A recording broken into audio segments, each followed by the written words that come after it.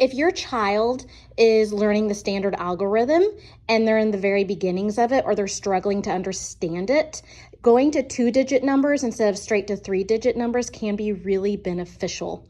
And using Unifix cubes is another great way to build that understanding of the standard algorithm and what is happening when we are crossing out numbers and writing numbers up above. When having students build 54 or whatever whole number you've given them, I always explain to them that you only build the whole when you're doing a subtraction part, because the part here of 26 is being found within this whole of 54. First, I ask students, how many ones do we have? And they will say, we have 4 ones. Okay, well, how many do we need to take away? 6 ones, but we don't have enough for that. So where can we get help from this mat to help us have enough ones to subtract 6?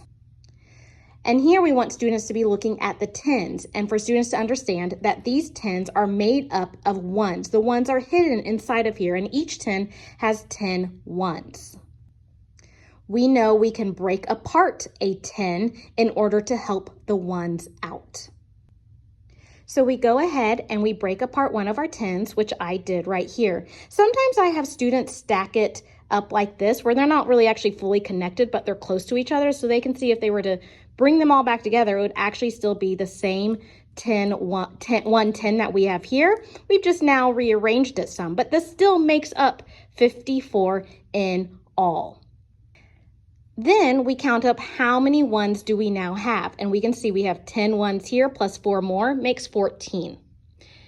And how many tens do we now have now that we have rearranged where our previous 10 had been? And we can see we have 4 tens.